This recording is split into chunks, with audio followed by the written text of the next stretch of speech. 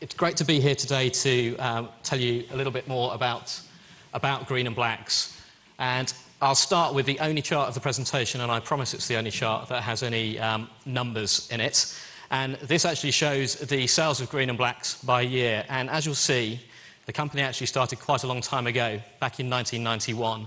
And you can see how we've grown ever since. Our total international sales now are in excess of 60 million. So that's the sort of scale of business that we're dealing with. I want to concentrate today on the three key moments, I think, in the business's life and indeed the brand's life.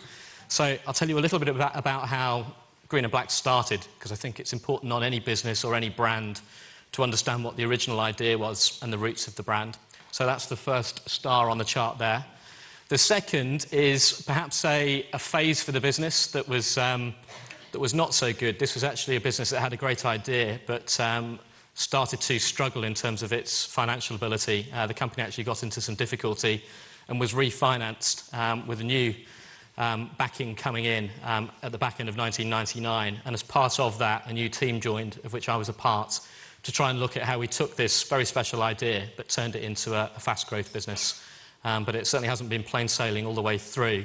And I actually think there's as much value telling you about some of the things that went wrong and how we dealt with them, as much as it being just the good news that's followed thereafter.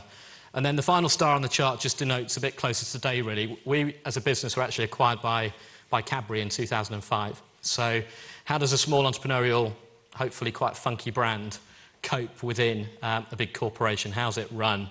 What challenges do we face, and how do we unlock the arguably better than ever backing that we now have at our disposal? The name Green and Blacks.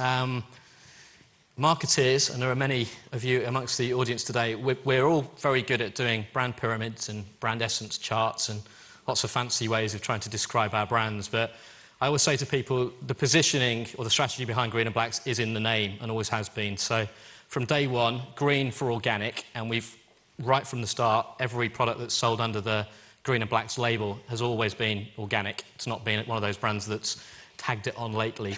And the blacks of Green and Blacks denotes the style of the brand, the cachet that comes with it, but most importantly, the fact that the very first bar we introduced was 70% cocoa, so a dark chocolate that, compared to Cadbury chocolate or Nestle chocolate or the regular chocolate that people in the UK were used to eating, I mean, it looked almost physically black in colour. So that's where the name came from. And people often say, well, who came up with the name? And was there actually a Mr. Green or a Mrs. Black or something like that? And the answer is they were not called Mr. Green and Mrs. Blacks, but there were two founders, and they were a husband and wife team. And there they are. Craig Sams. Craig's an American. He came to the UK during the late 50s and never returned back home. So he came and had his schooling in the UK.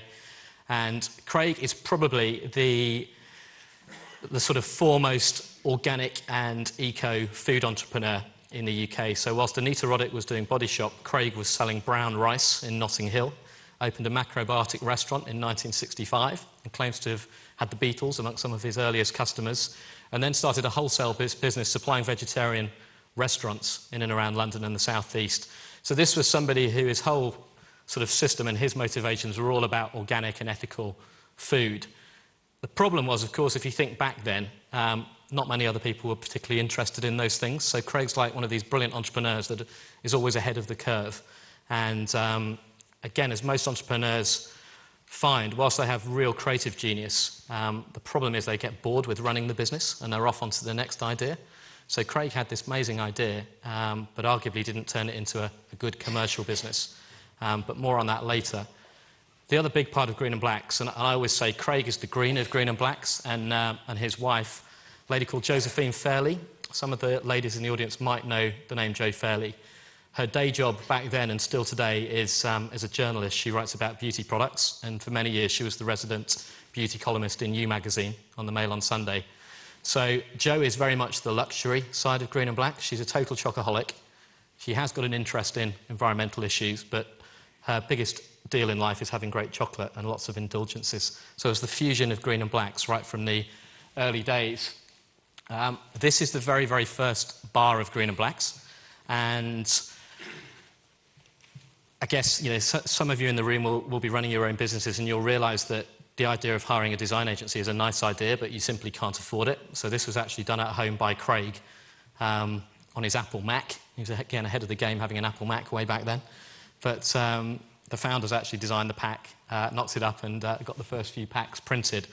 But I always go back to this pack because I think it's a brilliant explanation of what Green and Blacks is about. I mean, really a high-quality chocolate with third-party verification. So we use the Soil Association in the UK to say we're organic, rather than making a vague claim about natural or good for you.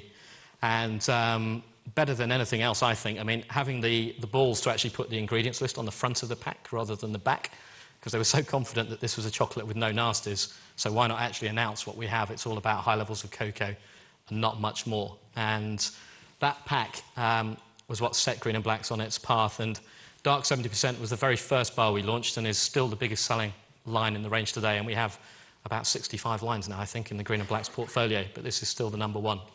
So the original idea still cuts it. If you then move on a few years, a couple of things happened. We launched Green and Blacks Maya Gold, or as I always say, Craig Sams was gifted a colour printer for his Christmas present. So Craig moved from dark browns and golds to the bright extravaganza, which is Maya Gold, which is a dark chocolate with orange and spices. And it's called Maya Gold because it's based on their experience of meeting the cacao growers in Belize, the Mayan Indian population there. And Craig and Joe, and this is a true story, and it gives you an insight into how innovation or new product development happened at Green and Blacks in the early days. They went on a family holiday, and they went on one of these eco holidays, again, ahead of the curve. And as you do when you're on holiday, while most of us are there reading a book or with our iPods and enjoying a few glasses of beer by the pool, Craig and Joe went and met some cocoa growers, because you do that on your holiday.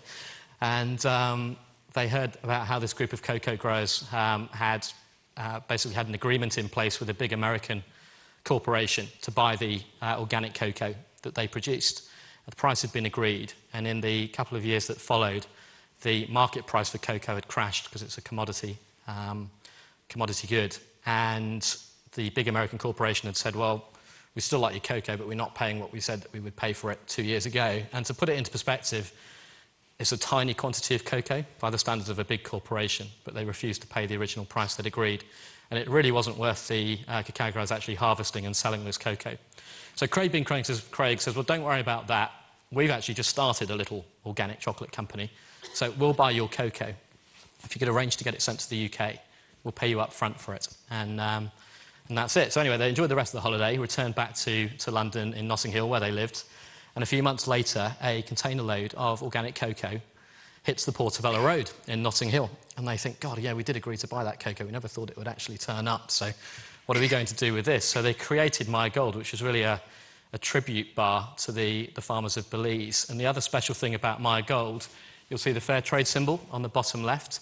The Fair Trade Foundation and Green and Blacks Maya Gold came into being on the same day. This was the very first product in the UK to carry the symbol, not just chocolate, but any product at all, in April of 1994. And it's still a big seller for us today, and we still work with the Fair Trade Foundation on an ethical project with the farmers of Belize.